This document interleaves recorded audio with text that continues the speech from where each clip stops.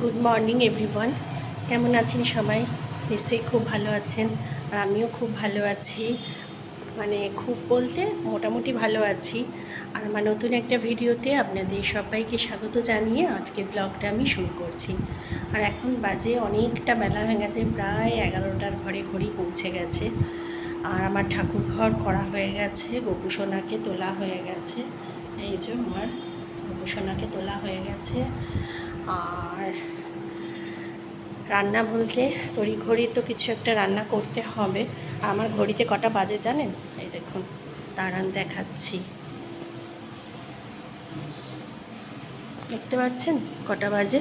দুটো, কিন্তু না, 11টা 5 হয়েছে। আর এখানে মুখে কিছু ভালো লাগছে না, তাই উচ্ছে এনে দিয়েছে।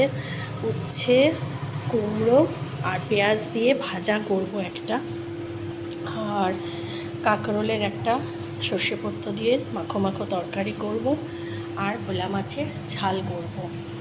আর আজকেও বাজার যায়নি বেলায় ঘুম থেকে উঠতে পারার জন্য। তা কবে বেলা বাজার যাবে? কালকে নিশ্চয়ই যাবে। আর আজকে মেয়ের কালকেকার পোলাও আর চিকেন আছে, যার জন্য আর অতটা চিন্তা আমাকে করতে হচ্ছে না মেয়ের জন্য। শুধু আমাদের তো, আমাদের যা হোক করে নিলেই হবে।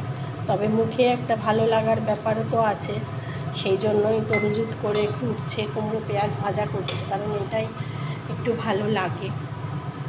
তা চলুন দেখতে থাকুন। আর ঘরের তো সেরকম কিছু কাজকর্ম আমি করতে এখনও পাচ্ছি না যে দেখাবো। আর দেখছেন বাসন কতটুকু করে হচ্ছে, কারণ সেরকম রান্না বান্না হচ্ছে না, তো বাসন পড়বে কোথা দিয়ে। আর আমার মেয়ে কী করছে দেখি, এই দেখুন আমার মেয়ে এখানে হামি দেখছে, হামি দেখছে।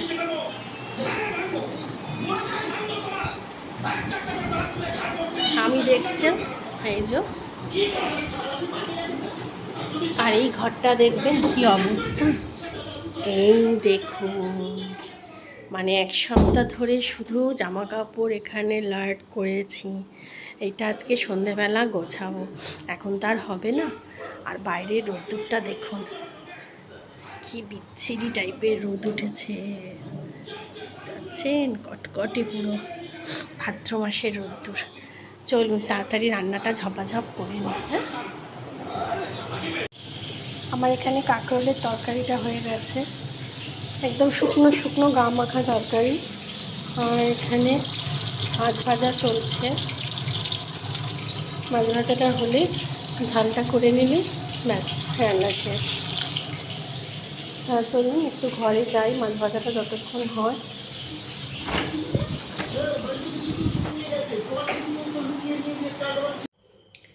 গুড ইভিনিং ফ্রেন্ডস, এখন বাজে হচ্ছে সন্ধে 7:30।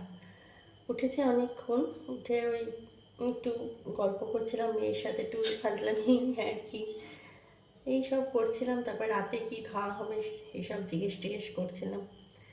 তা যাই হোক, এখন চলে এসেছি সন্ধ্যাবাতি দিতে। আর এইগুলো না কালকে মেজেছিলাম, মা বারণ করেছিল যে এত শরীর খারাপ, এক্ষুনি এসব করিস না, একা সংসার। বললাম এগুলো না এতটা নোংরা হয়েছিল, মানে চোখে দেখা যাচ্ছিল না, গায়ের মধ্যে ইস্পিস করছিল। আর ঠাকুর ঘরে ঠাকুরের কোনো জিনিস নোংরা হয়ে থাকলে না খুব খুব অস্বস্তি হয়। এমনি অন্য কোনো জিনিস তার নোংরা হয়, দুদিন এড়িয়ে গেলাম, ইগনোর করলাম, ঠিক আছে, কিন্তু ঠাকুর ঘরের ঠাকুরের জিনিস নোংরা হয়ে পড়ে থাকবে, চোখে দেখা যাচ্ছে না। আর অনেক দিন হয়ে গেছে, মানে এত তেল ছিটে চ্যাটচ্যাট হয়ে গেছে না, মানে খুব অবস্থা খারাপ ছিল। তা সব মেজে ঘষে একদম পরিষ্কার করে নিয়েছে। আমার দুটো দিয়া লাগে, একটা ঠাকুর ঘরে, একটা তুলসী তলায়। তারপরে এই ধূপদানিটা, এই যে এটাও কালকে মেজেছি। তারপরে এখানে প্রদীপ পিসুল যেটা আছে আমার, এই যে বড়টা, এই যে সব মেজে পরিষ্কার করে ফেলেছি। কারণ এগুলো পরিষ্কার করে রেডি করে না রাখলে না, সকালবেলা আমি যখন মানে পুজো দিতে আসবো, তখন এগুলো যদি তখন তেল দিয়ে সলতে দিয়ে করতে যাই, তখন খুব দেরি হয়ে যায়। আর এখন তো উঠতে একটু এমনি দেরি হচ্ছে, কারণ যেহেতু লাপ্পু এই সপ্তাহে অফিস যাচ্ছে না, মেয়ে সপ্তাহে স্কুল নেই, পড়তে যাওয়াটা নেই শরীর খারাপের জন্য, যার জন্য তো শুরু হবে রবিবার থেকেই সব কিছু। কাল থেকেই ভাবছি একটু সকাল সকাল উঠবো, তাই জন্য সব রেডি করে রাখছি। চলুন, রেডি হয়েও গেছে, এবার সন্ধ্যেবাতিটা দিয়ে দিই, তাহলেই হবে।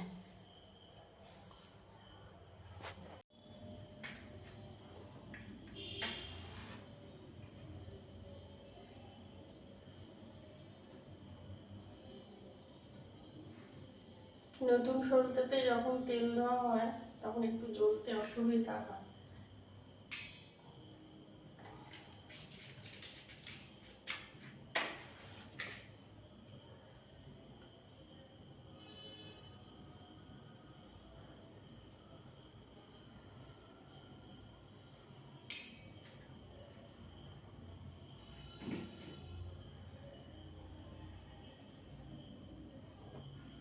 বাবা দেখছেন, এইমাত্র হচ্ছিল অ্যাক্সিডেন্ট, কাঠিটা ভাঙা দুটো। চলুন না।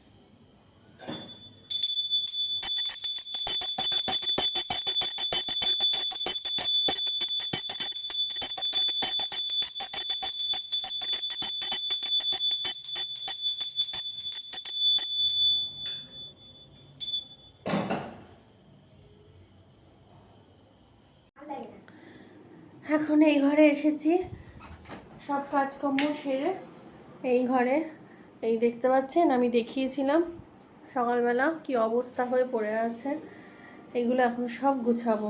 গোছালে আমার রাত্রিরের কোটা কমপ্লিট হবে। চলুন তাহলে গুছিয়ে নিই।